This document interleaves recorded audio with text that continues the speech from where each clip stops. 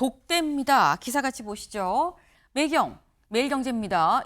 오늘 여야 대표 회동이 있습니다. 오늘 오찬을 겸해서 정청래 대표, 그리고 이 장동혁 대표, 그리고 이재명 대통령이 다 같이 오찬을 하면서 한 자리에 만난다라는 거죠. 네.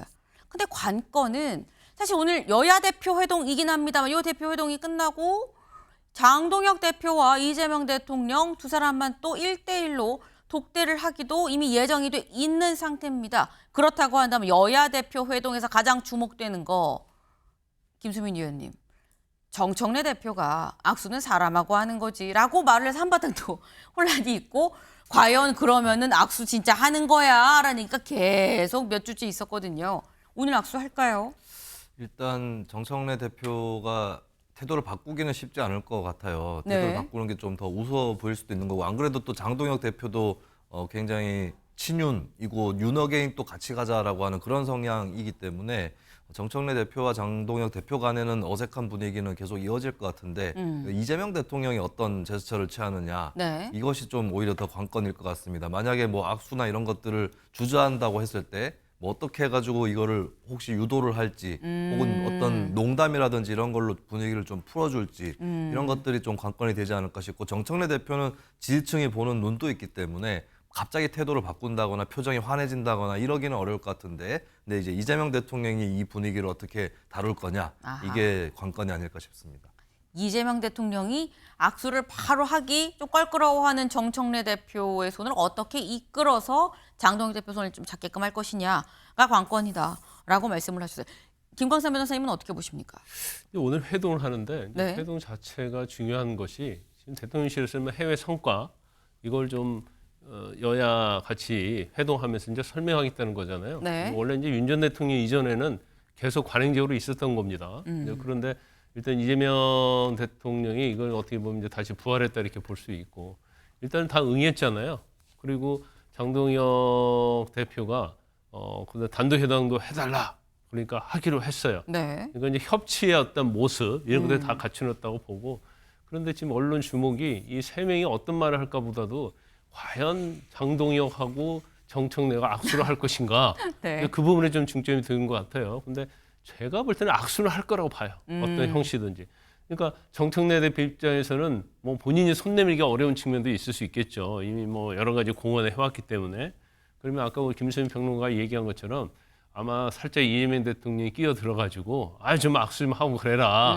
이제 그런 식으로 하면 사실은 뭐 나는 하기 싫었는데 대통령도 뭐 못 그런 이기는 말씀하시니까 나는 어쩔 수 없이 했다. 네. 아마 하고 나서도 또 본인의 어떤 변명을 할 거예요. 제가 볼 때는 거기에 그 명분을 얘기하면서 그럴 가능성이 크다 이렇게 보고, 일단 뭐 회동을 한다고 해서 얻을 건 없어요. 제가 볼 때는 뭐 협치, 지금 뭐 검찰 개혁이랄지 노란봉투법이랄지 아니면 특별재판부 갖고 그게 좀 여당 대표랄지 여당이 지금 야당을 말을 들으려고 하지 않거든요. 더구나 대통령실에서 얘기하는데도 계속 중수청 관련해서도 행안부로 줘버렸잖아요. 주겠다고 했잖아요. 네. 이제 그렇지만 일단 만난다는 좀 의미가 있을 것이다.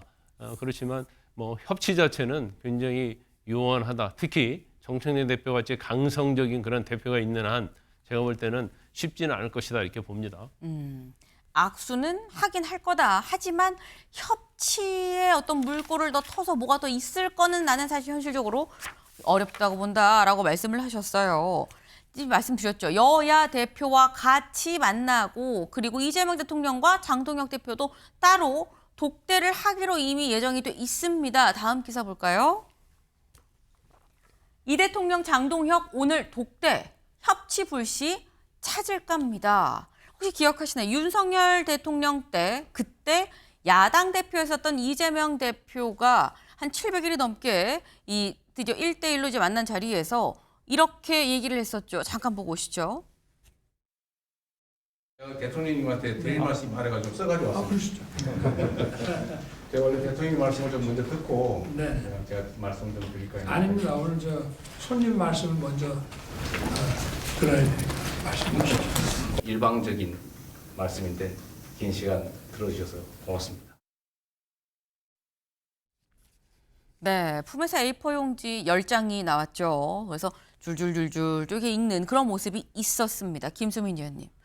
오늘 장동혁 대표는 품에서 A4 용지를 꺼낼 것이냐 어떻게 보십니까? 저는 상당히 가능성이 있다. 가능성이 있다. 그리고 이 풍경을 기억하시는 분들이 많이 있거든요. 네. 특히 국민의힘 강성 지지층에서는 좀 보복을 할 필요가 있다는 생각을 할 수도 있습니다. 근데 장동혁 대표가 아직까지 거기서 자유로운 입장은 못 되는 거고 금방 이제 어떻게 보면 그 강성 지지층 지지를 받아서 또 정치 입문한 지 그렇게 오래되지 않은 상황에서 역전을 그 김문수 후보를 이겨서 대표까지 왔기 때문에 지지층의 어떤 정서나 이런 것에서 좀 자유롭기는 어려울 것 같고 그리고 오늘 회담에서도 뾰족하게 뭘 얻어간다거나 이런 건 상당히 힘들거든요. 지금 대두되고 있는 쟁점이 주로 사실 경제보다는 오히려 검찰이나 사법 관련한 쟁점들이 크게 대두되고 있는데 이 부분은 더더욱이나 민주당에서 양보가 잘 없는 그런 분야이기 때문에 이 대통령도 사실 운신의 폭이 민주당 지도부에 비해서도 오히려 좁은 거 아니냐 이런 지적이 나올 정도예요. 그렇다면 이게 관측을 해보건대 네. 합의 사항이나 이런 것들은 좀 있기가 어렵고 그러면 장동혁 대표 입장에서는 면전에 가서